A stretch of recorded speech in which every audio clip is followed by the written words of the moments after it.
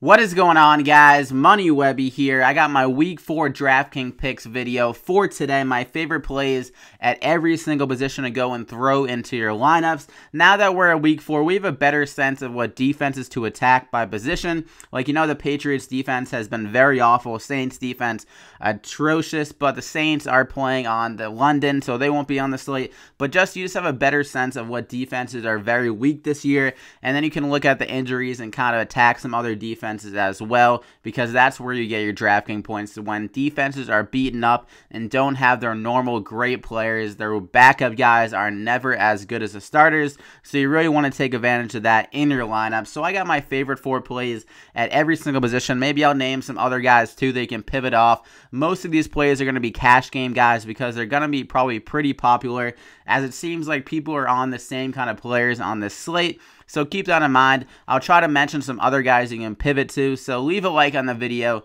if you're excited for this video, and it really helps me out, all the likes. So thank you again for all the likes last video. It's a crazy amount of support, so keep that going, guys, and subscribe to the channel if you haven't already to get these videos every single week. So let's just go and get into these plays. My quarterbacks have started off, and we're going to start with the same guy as we did the last 2 weeks, Tom Brady. This guy is so consistent, a perfect cash game quarterback. I don't mind the price, only $600 up from Matt Ryan. I think he's going to be a much better play than Matt Ryan. His upside might not be as high as it was last week. He went off in that game. 39 DraftKings points. I don't think the Patriots defense will surrender as many points as they did to the Texans in that game, because the Panthers can't even move the ball against the Saints last week. And the Kelvin Benjamin, he's going to be a little banged up. So I think the Patriots defense will be a little bit better, not make Tom Brady throw as much. But Tom, he can 100% shred up this defense in the first 3 quarters. One, the game is still close enough for them to keep throwing it. And the Panthers have a solid run defense, so I think they're going to continue to throw the ball against this secondary.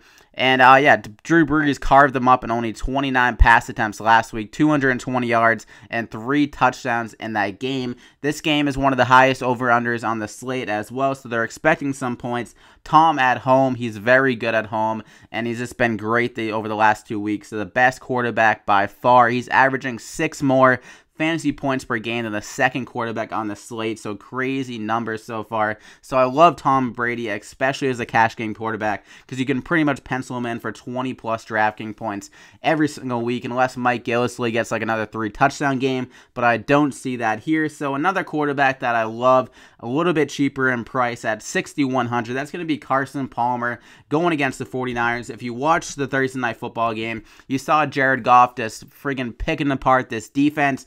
Their cornerbacks aren't great in coverage. They actually grade out as the worst pass coverage unit in the whole NFL according to PFF right now. So Palmer should have an easy task of picking them apart at home here in the Dome. Palmer plays better at home in Arizona, and he looked pretty good last week against Dallas. He put up 325 yards and 2 touchdowns, and they have no run game to show for. Their offensive line is very beat up. They might get some of those guys back, but they'll probably still be going through the motions a bit, not 100% back. So if they do get some of those guys back, I think they'll still stick with the pass game with Chris Johnson, the old man in the backfield. Don't really want to run him. You want to win these games with Palmer and Larry Fitzgerald and the other weapons they have on the outside through the air. So I see 40-plus pass attempts again for Palmer against this very bad secondary. Then you got to hope that San Fran can keep up a bit to keep Palmer throwing, but I think the game should be close enough for Palmer to keep throwing throughout the whole entire game. Yeah, and Jared Goff, he had 290 yards and 3 touchdowns on them last week, so I can see Palmer approaching 300 yards and getting around 2 or 3 touchdowns. So a great play at $6,100. I love Palmer. And for my third quarterback, so we're going to go with another cheaper quarterback. That's going to be Eli Manning. He's in a similar situation to Carson Palmer because their offense cannot move the ball at all with the run game. Paul Perkins looks like he's running in mud every time he gets the ball. So I see another heavy pass workload for Eli. He got 47 pass attempts last week. And when they abandoned the run game in the second half against the Eagles last game, they almost made a terrific comeback. Their passing game was just like working the ball down the field every single play. And Odell looks 100% healthy now. Sterling Shepard looked great. Brandon Marshall finally looked something like he could catch the ball, and Evan Ingram has looked good this season. So he has a lot of weapons for his disposal. And against this Bucs defense, Case Keenum just shredded them for 31.5 DK points last week.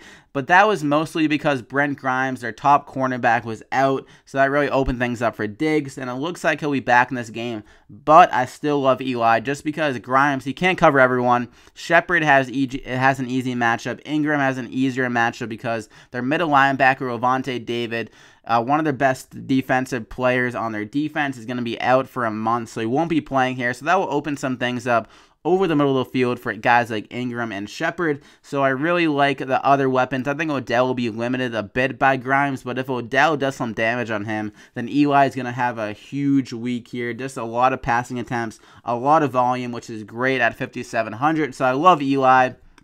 And for another quarterback at $5,600, $100 cheaper than Eli, it's going to be Jared Goff, a guy that looks much, much improved with Jeff Fisher out of the picture this year. I don't know what Fisher does to his players, but he just makes them all just like forget how to play football. Goff was the #1 pick in the draft. This guy was very talented out of college, and it seems like he's finally showing his talent off this year. So I think he's going to keep that going against the Cowboys here. A horrendous secondary, another secondary that's beaten up. So I think Goff, he's a great cash game play because it's very safe, around 20 DraftKings points I expect in this game. With Sammy Watkins, should be able to do some damage. If he plays here, he's in the concussion protocol, so keep an eye out on that. But Goff can do some damage against this defense. That's how you attack them, is through the air. You saw Palmer just trying to attack them every single play, and it worked out for the Cardinals for the most part through the air. So I think Goff can do some work. Why I don't really like him in GBP is just the fact that they really haven't let him throw the ball a lot.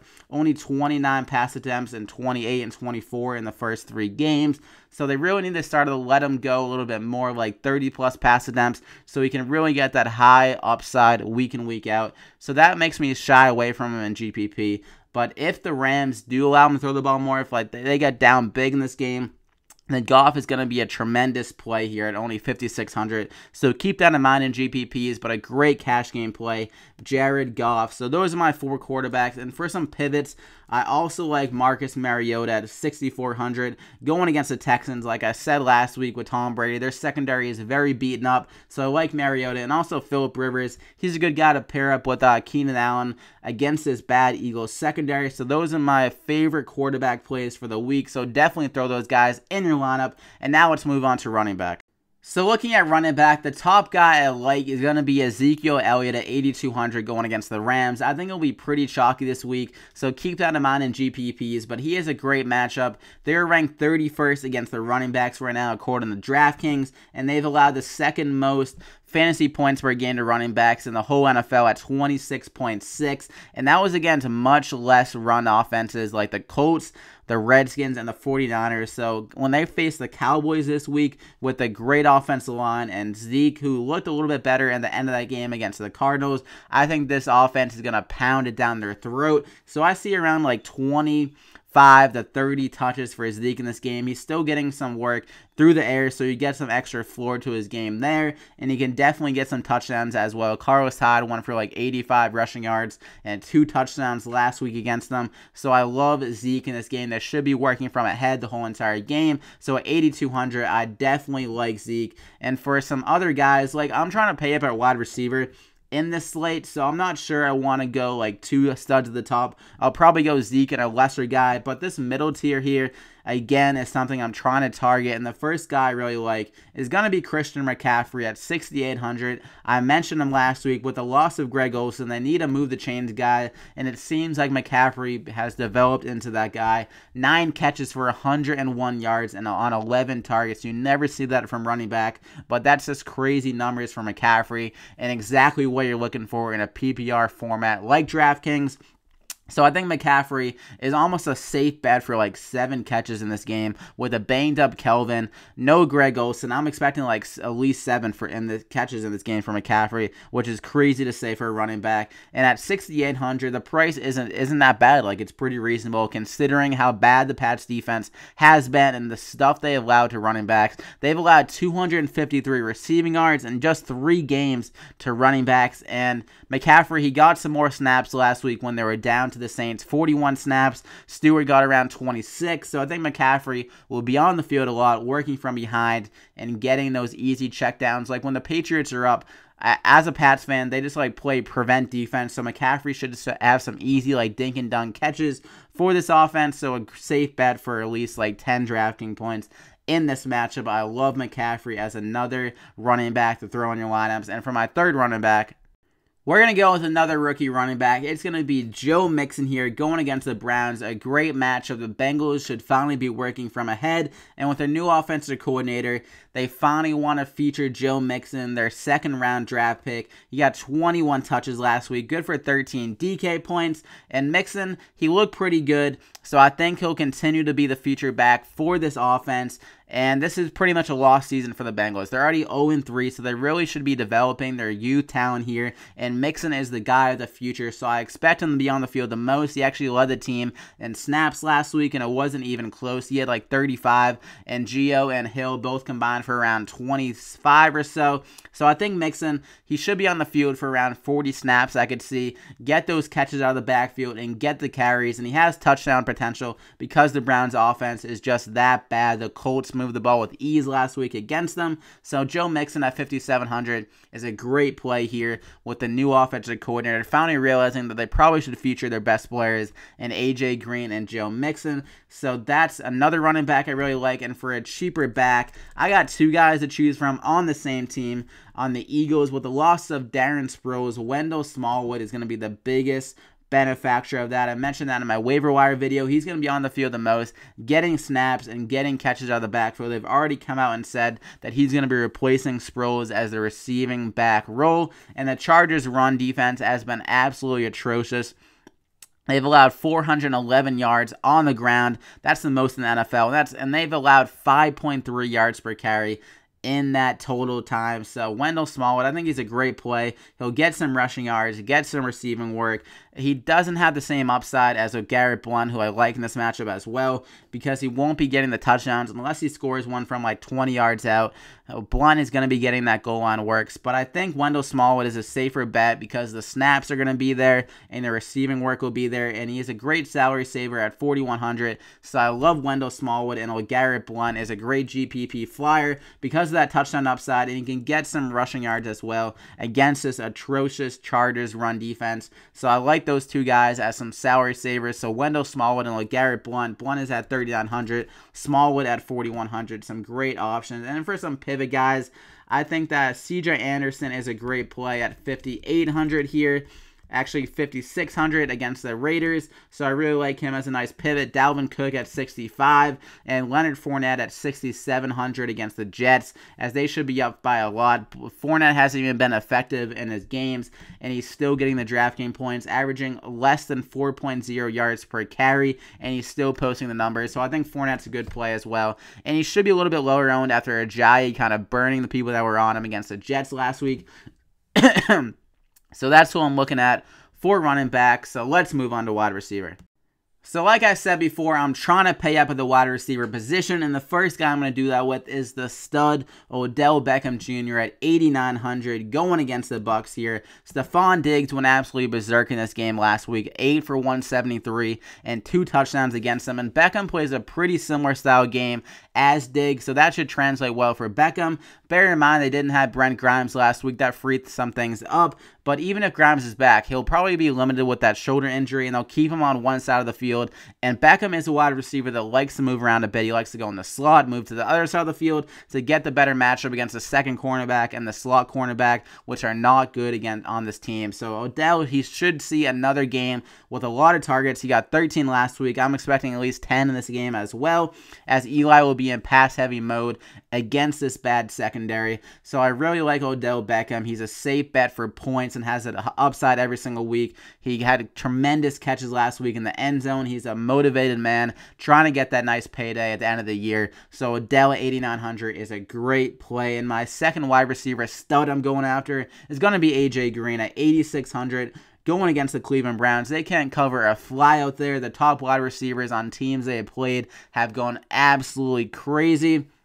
Week 1 against Antonio Brown, he saw 11 targets, and he caught all 11 of those targets for 182 yards. Crazy stuff. And then last week, T.Y. Hilton, he came into the week not even really doing anything the first 2 games, and he came in and said, wow, this team can't cover anyone. I'm just going to go friggin' off in this game. He got 7 catches for 153 yards and 1 touchdown. He actually didn't catch another 30-yard pass that could have been another touchdown, so he could approach 200 yards in that game. Crazy stuff from the top wide receivers against this Cleveland Browns defense, and I'm expecting another game with A.J. Green getting a lot of targets after him complaining about that before Green Bay, and their offense finally started to seem to get going. Last week against them, almost beat the Packers, so I think A.J. Green will get heavily targeted, get those catches again, and it'd be a nice focal point in the red zone again without Tyler Eifert. So, and also the Browns, they really have no pass rush. That's really been limiting the Bengals offense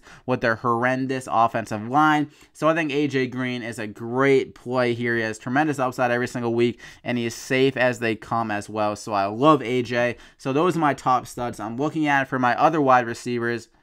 My next wide receiver is going to be another higher salary guy at $7,200. Keenan Allen going against the horrendous Eagles secondary. They lost their top cornerback week 1 in Ronald Darby, and the guys they have left are absolutely atrocious. Odell went off last week against them. Sterling Shepard went off. Brandon Marshall had a nice game last week, so they got torched again. Keenan Allen should be able to do that against them. Jalen Mills, their top cornerback at the moment, was actually thrown at 21 times last week. That's the most targets a cornerback has seen over the last 10 years, according to Pro Football Focus. So crazy stuff there. The Chargers are going to turn on the tape and say, holy shit, Jalen Mills must be horrendous, and Keenan Allen should be matched up with him. So I think he'll get a lot of targets again. He's already seen at least 9 targets in every game this year. So that means he'll get the catches with those targets. Great for PBR and has it upside every single week for a huge game. At $7,200, the price isn't bad. So I love Keenan Allen in this spot for the Chargers. And also Melvin Gordon, he's a bit banged up, less than 100%, so I'm not sure they'll use him as much as they normally do. And the Eagles have a good run defense, so Keenan Allen is a great play. Another guy that I really like is DeAndre Hopkins. He'll see a lot of targets at $6,400. But the next guy I wanted to mention was Larry Fitzgerald at $6,100 going against the 49ers. He looked like his old self last week. He saw 15 targets, 13 catches for 149 yards, making acrobatic catches left and right. Looked absolutely insane. So I think he'll get targeted a lot again in this game against a horrendous secondary. Sammy Watkins just posted a 6 for 106 against this defense and 2 touchdowns. So I think Fitz is a great play at $6,100, a bit of savings on those middle range guys, and I'm not sure he'll be that targeted. This week he is coming off that great week, so people will probably be on him a bit.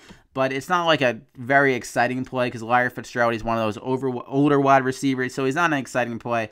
But I love him in this spot at $6,100. A great guy to pair with Carson Palmer. So that's really it at wide receiver. And some other pivots I got. I love Sterling Shepard, like I mentioned before, at $5,000 against Tampa Bay. If Grimes is trying to lock down Odell, then that will open things up for Sterling Shepard. And Rashard Matthews is another great play at $4,900 against the Texans, especially if Corey Davis doesn't play. I love him. So that's really all I have at wide receiver for you guys. Sammy Watkins is a good play at $5,900 if he plays. So that is really it.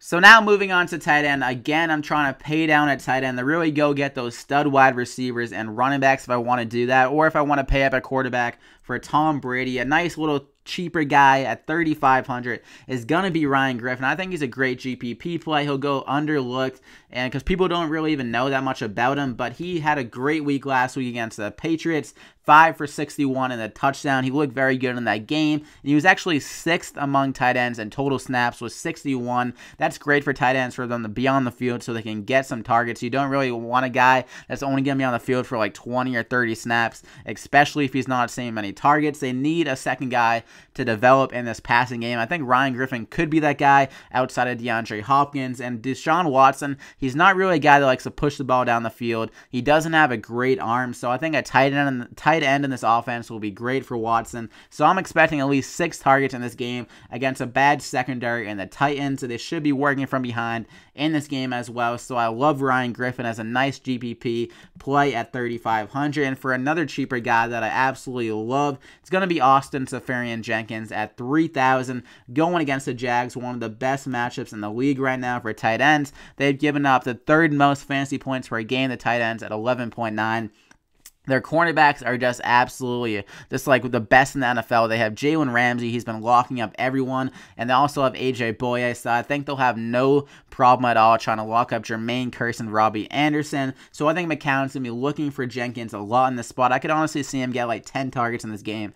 Get those catches for PPR. So at 3,000, he's a great salary saver. One of my favorite plays at tight ends. So Jenkins and Ryan Griffin are definitely some of my favorite guys that go and get in tight end. Then Charles Clay is another solid option here. Jared Cook, not bad at 3,400. So that's really it at tight end. Not many sexy plays here. Just some guys to go and save your salary with and go get those studs of wide receivers and running back. So that's really it, guys. I hope you guys enjoyed the video. If you did, go ahead and drop a like down below and subscribe to the channel if you haven't already to get these DraftKings picks every single week. And I wish you guys the best of luck. You can also follow me on Twitter at MoneyWebby if you want my full lineups. I'll tweet some more out again this week. So yeah, good luck again. I hope you guys make some money. Let me know on Twitter if you guys do good with these picks. I hope you enjoyed, and I'll see you next week.